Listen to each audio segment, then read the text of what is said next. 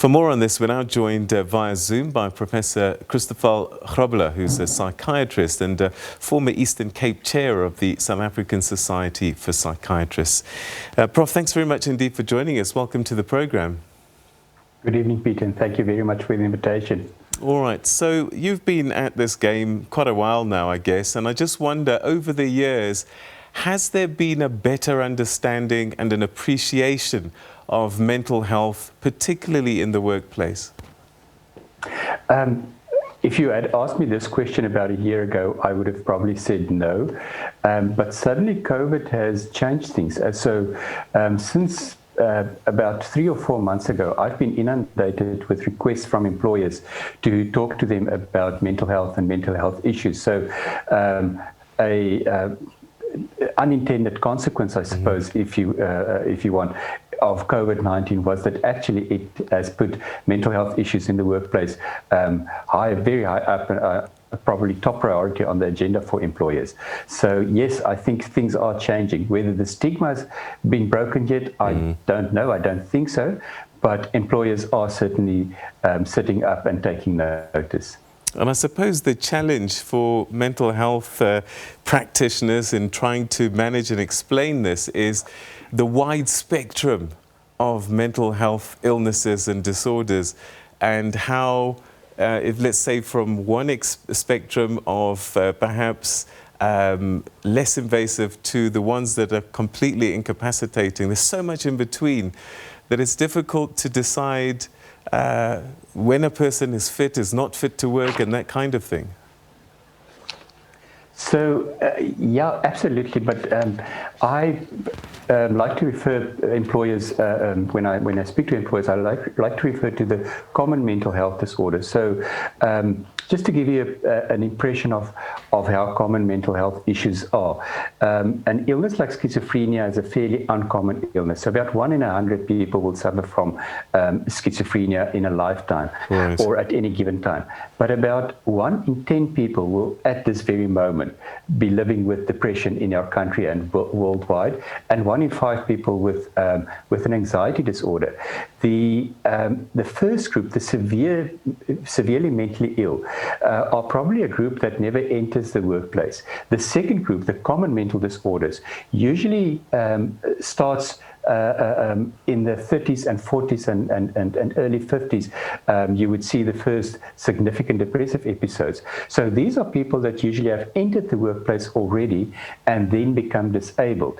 And I can, if you give me half a chance, yes, I can continue for a long time about the statistics, and specifically in South Africa, with which I try to educate employers as to why they need to take notice of mental health conditions.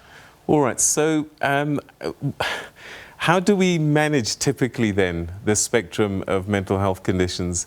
Destigmatization is definitely one of them, but how else would I set myself up as an employer to better prepare for the understanding that some of my employees, maybe as much as 10%, are probably going through some mental health episode?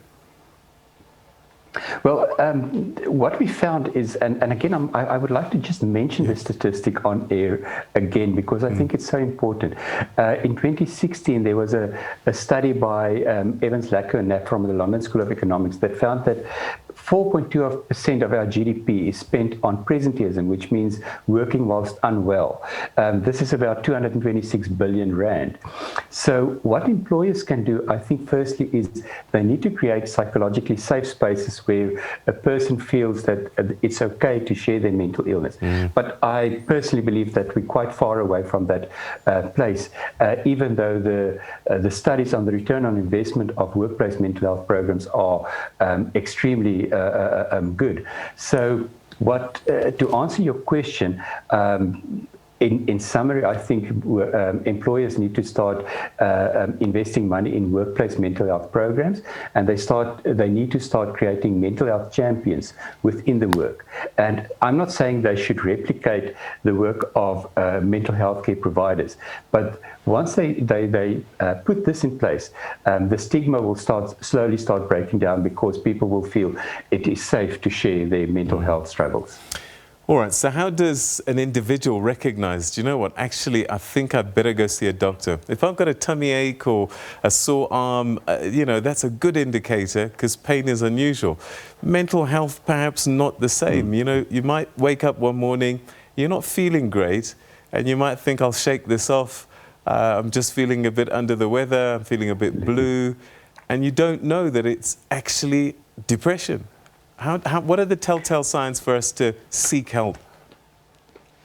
Well, I've seen this quite frequently. One of my special interests is disability assessment. So I see people that actually, Peter, for up to a year or two, would go to their general practitioner and they would complain about the physical symptoms of the mental illness. So that's the insomnia, that's the muscle tension headaches, that's the lack of concentration.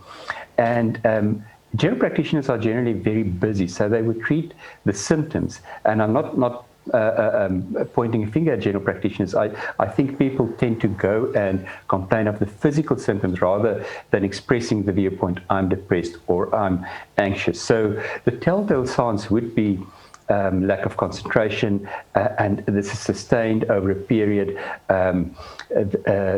that you would start struggling to fall asleep or wake up very early in the morning, that your appetite would start changing, that you might have strange thoughts even of self-harm or suicide. And all of these symptoms, if it's sustained over a period of time, and I'm talking 2 weeks to months to a month to even longer than that, those are symptoms that or signs that a person needs to start seeking help for a mental health disorder. All right. And then, again, it's probably an unfair question because of the spectrum of mental health challenges, but treatment. Are most of them treatable, and what kind of interventions are we looking at? So what's interesting is that about 80% of people for the common mental health disorders would actually respond very well to treatment, and that's only medical treatment. But I'm a psychiatrist, so I'm slightly biased, but people are surprised to learn that I suggest before, if you suspect that you have a mental health disorder, to first seek help from a psychologist, a clinical psychologist or a counseling psychologist, because they can also diagnose, and then be referred on to somewhere else for help. Even though there are also certain general practitioners who has a very special interest in mental health disorders. But what I'm saying with that remark is it's a combination of both. On the one hand, you need to treat a mental health disorder with psychotherapy or talking therapy, and on the other hand, sometimes medication. And again, it's a wide spectrum, right, like you rightfully said, but frequently medication can be the solution to an anxiety disorder or even a depressive disorder, in conjunction, I have to stress, with psychotherapy. Yeah, and it is sadly also a family problem as well, isn't it? Because you do tend to find that if someone has got a mental health issue, it affects people around them. How can they support the person? And also, I guess, they need to check in themselves to see where they are in terms of being in this environment. That's a very astute observation, yes, Peter, absolutely. We underestimate, I think, especially when people become severely mentally ill or just have a very significant depressive episode, how hard it is for the carers of such a person or just the people in the environment. And one often hears the spouse saying, but this person is withdrawn all the time. They're not as involved in the family as they used to be.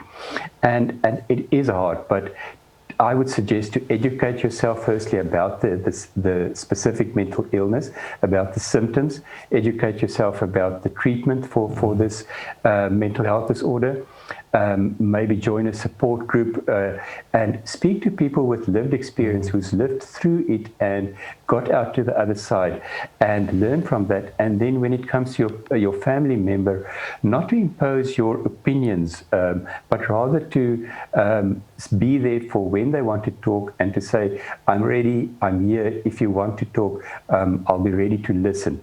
And then listen in a non-judgmental and an empathetic way.